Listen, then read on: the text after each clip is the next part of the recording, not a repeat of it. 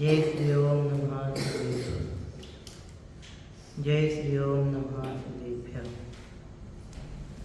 नमो अरहंताणं, नमो सिद्धाणं, नमो आयर्याणं, नमो वज्रायाणं, नमो लोये सवसाहुणम्।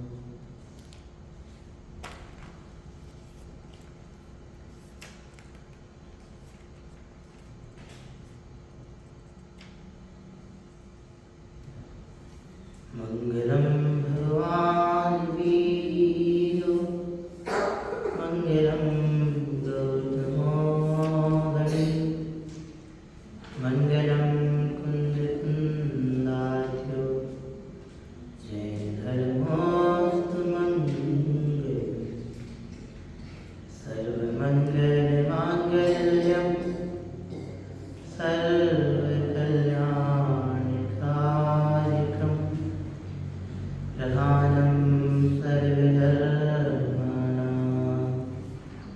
जैनं जयतो शास्त्रम्, जैनं जयतो शास्त्रम्। तीन भुवन में सार, वीतराग विज्ञानता, शिव स्वरूप शिवकार, नमो योग समाधि। बोलिए अहिंसा परमो धर्म की, पंच परमेष्ठी भगवान की, वीतराग धर्म की।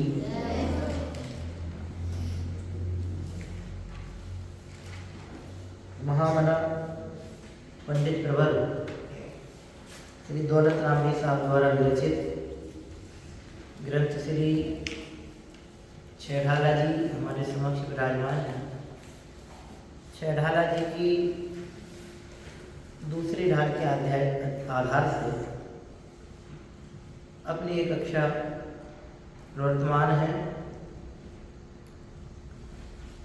जब ये कक्षा प्रारंभ हुई थी उस समय एक बात आप सबसे कही थी, हम प्रतिदिन ढाल के छंदों में तो क्रमशः आगे बढ़ते जाएंगे। छंद पूरे हो जाएं, ढाल पूरी हो जाए, इसका नाम छेढ़ाला का पूरा हो जाना नहीं है। छेढ़ाला पढ़ने की पूर्णता कब है कि जब इस छेढ़ाला में जो बताया है वो मर्म हमारे ज्ञान में आए। दौलत राम जी साहब ने संपूर्ण जिनागम के सार को बहुत सरल सादी बोलचाल की भाषा, हिंदी भाषा में लिख कर के जो महान उपकार किया है, वो महान उपकार हमारे लिए कब फलीभूत हुआ माना जाएगा कि जब उनने जो हमें मर्म की बात बताई है, अध्यात्म धर्म संसार दुख से छूटने की मोक्ष मार्ग की प्राप्ति की बात जो बताई है वो हमारे हृदय में बैठ जाए तो वो छेढ़ाला पढ़ना हमारा पूरा होगा। नहीं तो छेढ़ाला पढ़ने से क्या हो जाएगा? तो कुछ नहीं। पढ़ तो ऐसी बहुत सारी चीज़ें रही हैं, ये भी पढ़ के फ्री हो जाएंगे तो हमें कोई भी फल की प्राप्ति नहीं होगी। भोजन करते जाएं और भूख नहीं मिटे तो भोजन करने का सार क्या? भोजन का सार क्या है? भूख का मिटना। पानी पीते जाएं और प्यास नहीं बुझे तो पानी पीने का सार क्या? पानी पीने का सार तो क्या है? शीतलता, प्यास में तृप्तता, हमारी प्यास बुझ जाए, वो पानी पीने का सार है। पानी पीते जाएं तो प्यास ना बुझे तो फिर उसका सार क्या कहा जाए? ऐसी छेढ़ाला पढ़ते जाएं और हमारे हृदय में विशुद्धि नहीं बढ़े, हमारे हृदय में मोक्ष प्राप्ति की ललक पैदा नहीं हो, तो फिर छेढ़ाला आदि ग्रंथों को पढ़ने से क्या लाभ? तीन लोग के नाम के समक्ष दर्शन करने आए और उनकी मुद्रा निरख करके अपने हृदय में भाव हो कि भगवान होए मेरी ऐसी दशा जैसी तुम धारी। ग्रंथों का स्वाध्याय करने बैठे तो उस समय ऐसा हमारे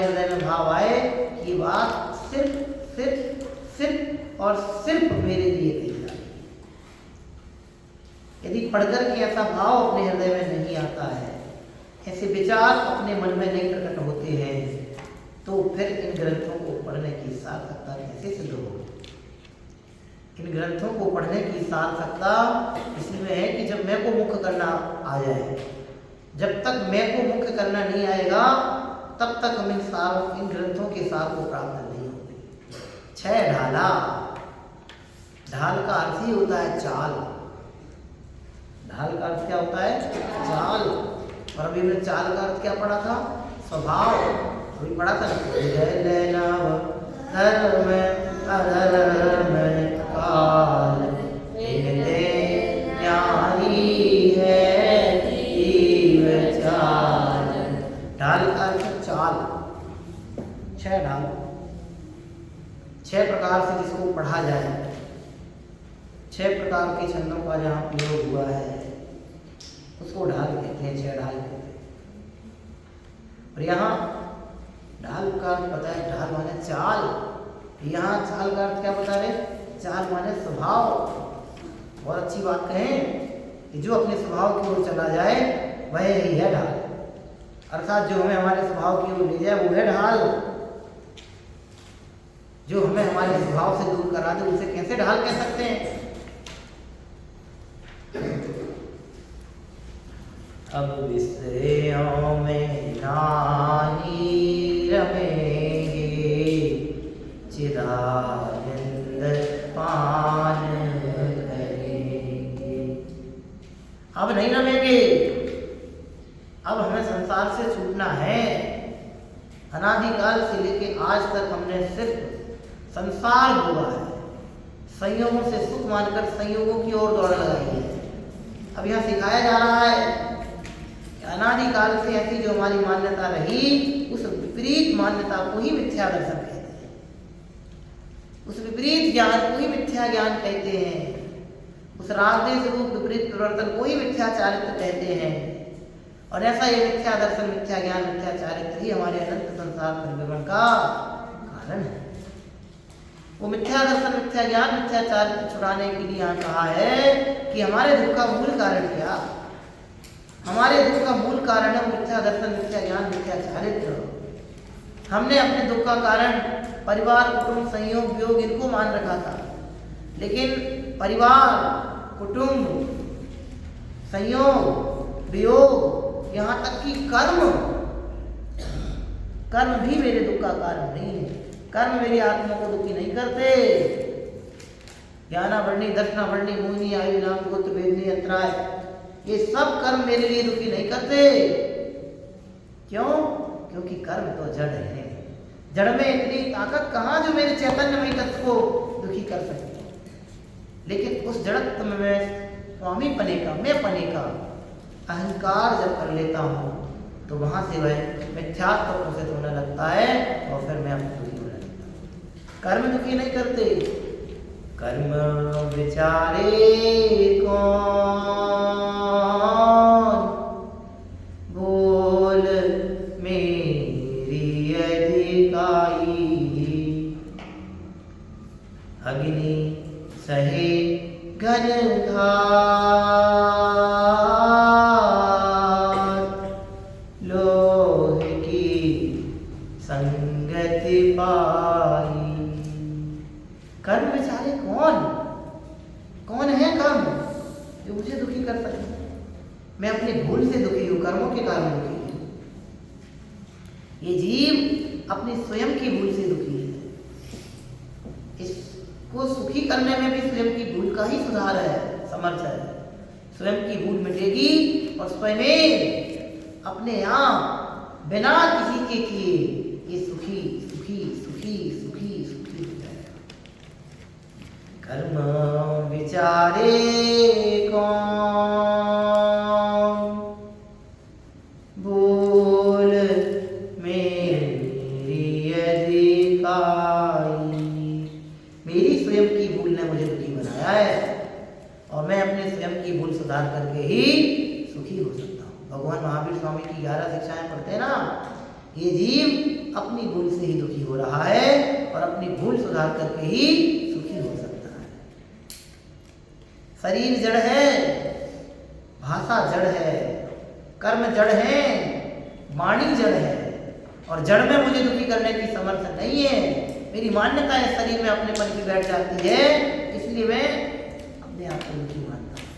शरीर ने आज तक किसी को सुखी दुखी नहीं किया, लेकिन जिनने भी शरीर से अपनापन स्थापित किया, इस शरीर में हूँ, इस शरीर में मैं बने की कल्पना जिनने की, उनको दुनिया में कोई दुखी नहीं बना पाया। इसलिए यहाँ पढ़ाया, क्या पढ़ा रहे? उद्गल नव धर्म अधर्म काल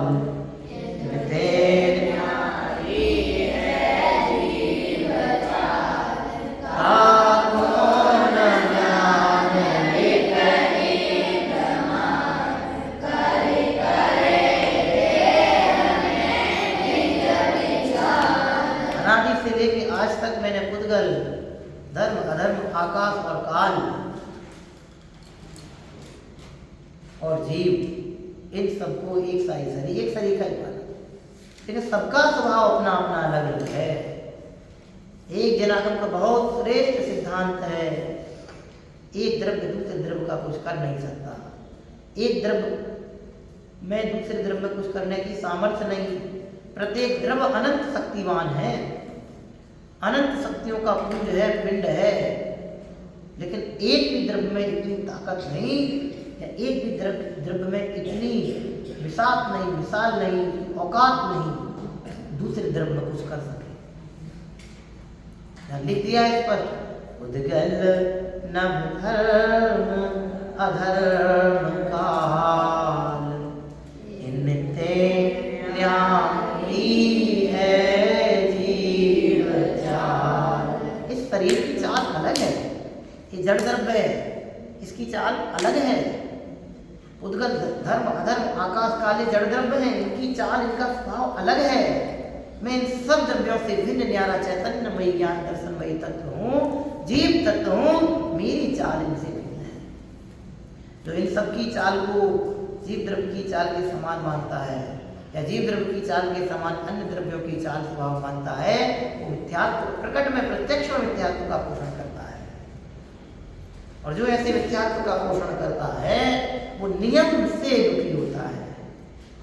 संयोग किसी को सुखी दुखी नहीं करते। सातवें नरक की अथाह वेदना के बीच में भी जिनको तत्व की समीचीन समझ होती है, संवेदना होती है, वे वहां सातवें नरक से भयंकर पीड़ा कहीं नहीं है। सातवें नरक की भयंकर वेदना में भी सम्यक प्राप्त कर लेते, सम्यक दर्शन की प्राप्ति कर लेते।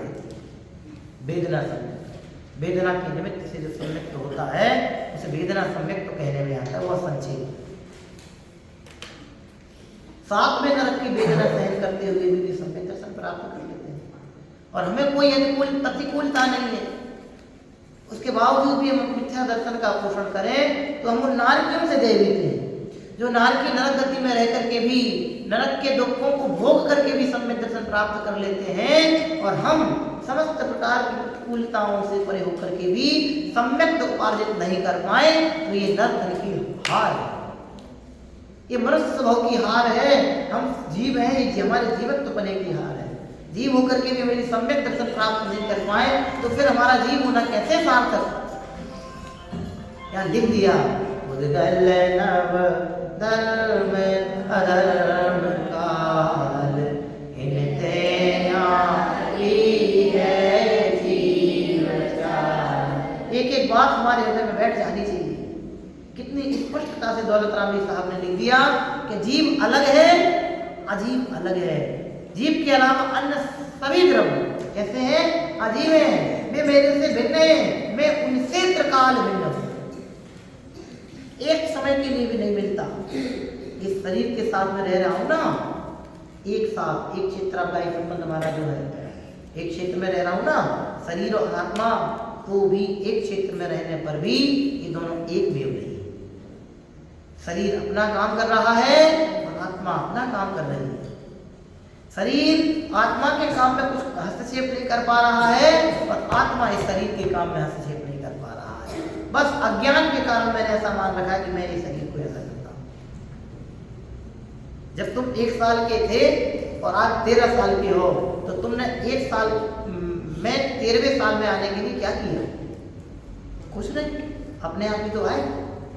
तुम 1 साल के जब थे तुम बोलो नहीं हम भी 13 साल की हो जाए, तो क्या करोगे? खींच खींच के बड़ा करोगे, लाख कोशिश कर लो, 1 साल का ही समय है, 1 साल में ही रहोगे। 13वें साल में नहीं आ सकते, 13वें साल में आओगे, लेकिन कब? 13वें साल में ही आओगे। 1 साल में रह करके एक साथ 13वें साल में नहीं आ सकते, व्यवस्था नहीं है। जगत में कर्तृत्व का निषेध किया है।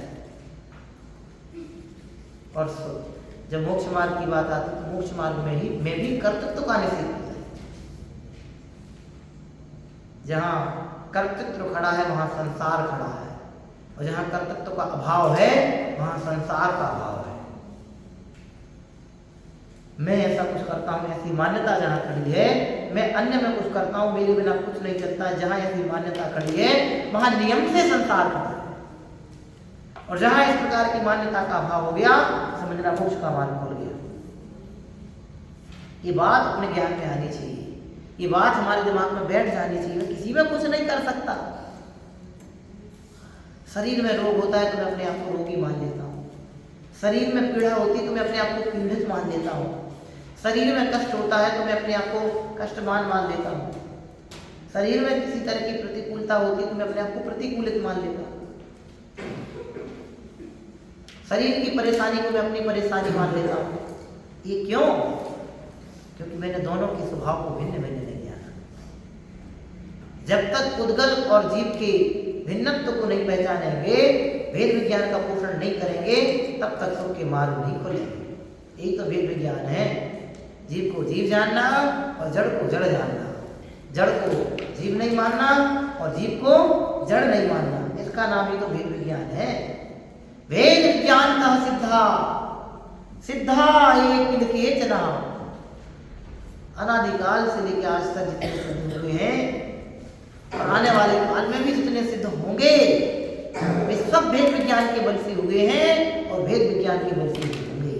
हमें भी यदि सिद्ध होना है, हमें भी यदि संसार से छूटना है, हमें भी यदि संसार के अनंत दुखों से दूर होना है, तो इस बात स्वीकारनी पड़ेगी।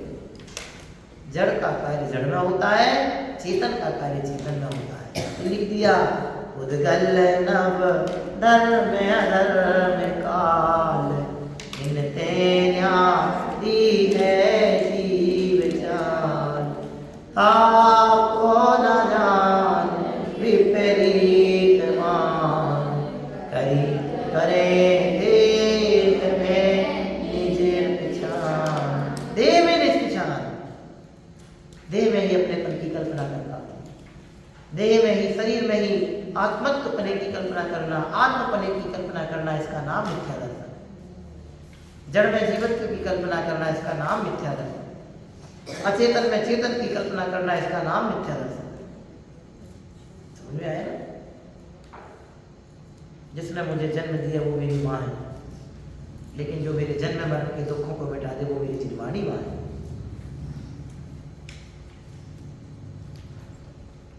जिसने मुझे जन्म दिया वो माँ संसार में ही रुलाएगी, लेकिन जो जन्म मरण के दुखों से मिटा दे ऐसी माँ जिनवाणी माँ संसार के अनंत दुखों से उबार कर शाश्वत सुख में विराजमान कराएगी। लिख दिया है आपने, ये है जिनवाणी। परम उपकारी जिनवाणी सहज यक बताया,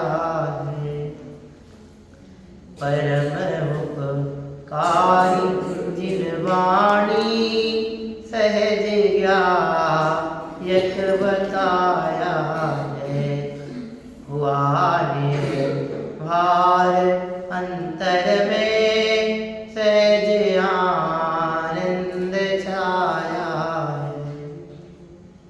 जिनवाणी माँ की ऐसी लोरी है, इसमें आती प्यारी लाइन, उलझ कर दुर्विकल, दूसरी वक्त में आती है ना, उलझ कर दुर्विकल्पों में बीज दुख के रहा बोता।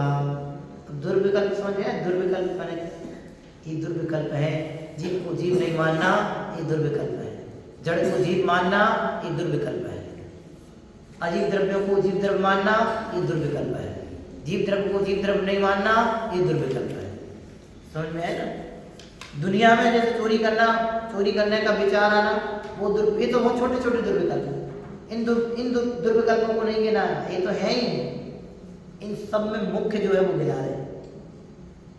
जीव के स्वभाव को ज्ञान दर्शन से परे अलग मानना या ज्ञान दर्शन नहीं मानना दुर्विकल्प है। उलझ गए दुर्विकल्पों में बीज दुख के रहा होता। इसके आगे की लाइन याद है मुझे? नमन जी याद है इसके आगे की लाइन? और प्यारी लाइन याद नहीं आ रही है। उलझ कर दुर्विकल्पों में बीज दुख के रहा होता। दुर्विकल्पों में उलझ करके मैं दुखों के बीच को ही होता रहा। या लिखा तो कितना चलना, इनते न्यारी है जीव चार। अच्छे से बोलो जरा, एक सदी वाली बोली। खुद गल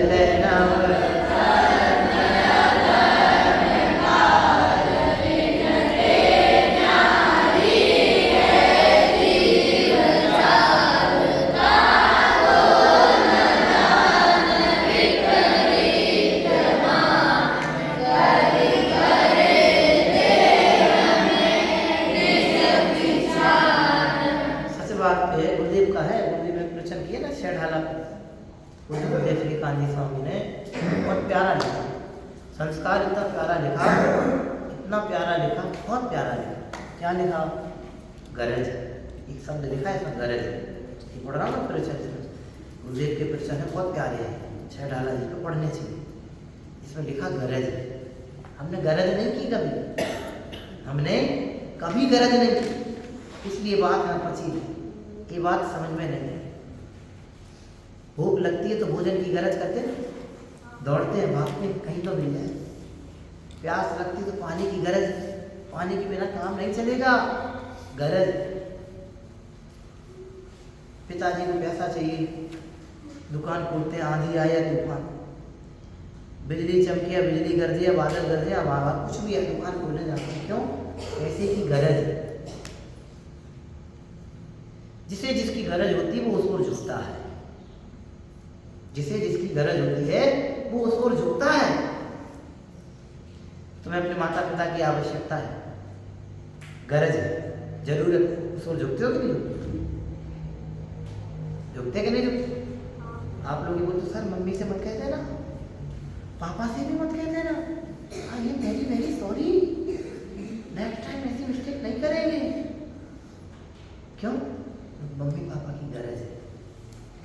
ऐसे जिन्हें शाश्वत सुख की अभिलाषा जागृत हो जाती है, उसकी गरज होने लगती है, वे उस ओर पुरुषार्थ किए बिना नहीं रहते। उनका पुरुषार्थ उस ओर चालू हो जाता है, दृढ़ता से, मजबूती से।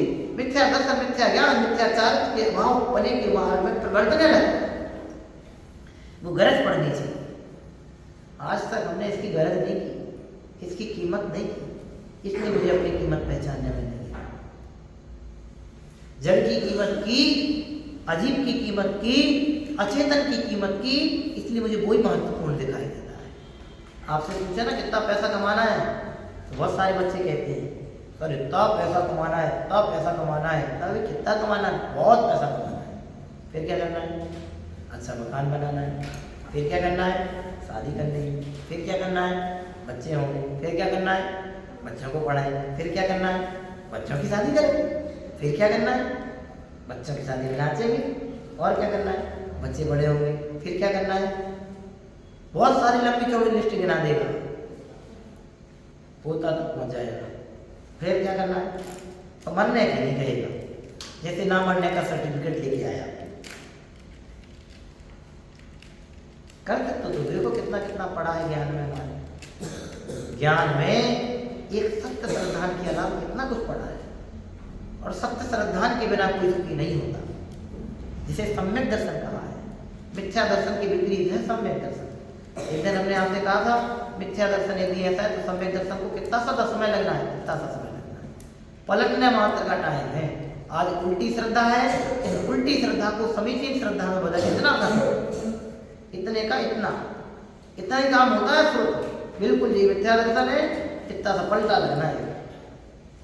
मिथ्या दर्शन है तो संसार खड़ा रहेगा, और सम्यक दर्शन हुआ पलटा लगा, बस समझो है ना। इसलिए समझो भाई, समझो समझो। अनंत भवो यूं ही खोए, पर का बोझा ढोए, तेरी कथा तुझको सुनावे रे, जिन वाणी सुन लो रे भैया, जिन वाणी सुन लो रे, सुन लो रे, जिन वाणी सुन लो रे भैया, जिन वाणी सुन लो रे।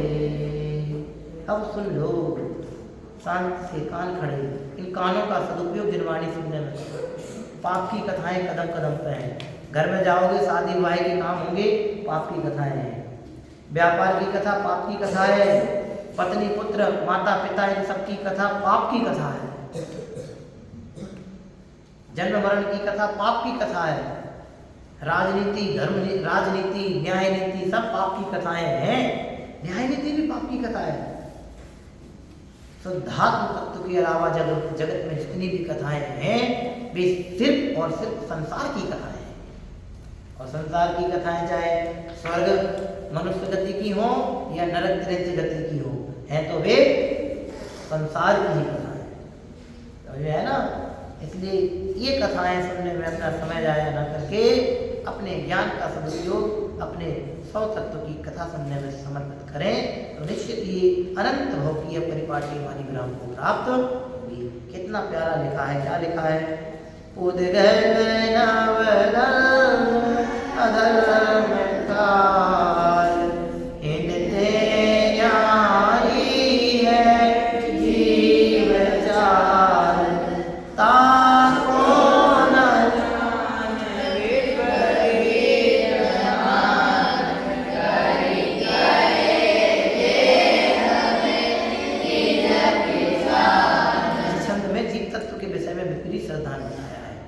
कि मैं तो मात्र जानने देखने वाला हूँ।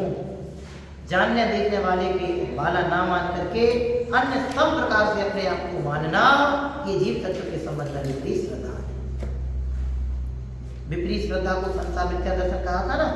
तो 7 तत्व होते हैं, पुण्य पाप 9 तत्व। इन 9 तत्वों का कैसे कैसे विपरीत श्रद्धा होता है वो यहाँ गिरा रहे। जीव को जीव ना मान करके अन्य सबको जीव मानना, ज्ञान दर्शन स्वभाववान को जीव नहीं मानना और अन्य सबको जीव मानना, ये जीव तत्व के संबंध में विपरीत श्रद्धा है।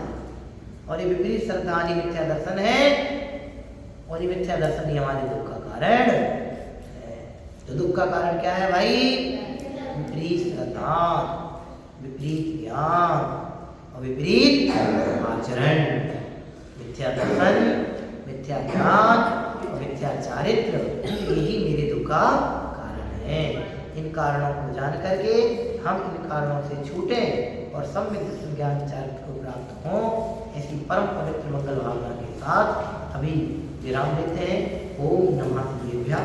विचार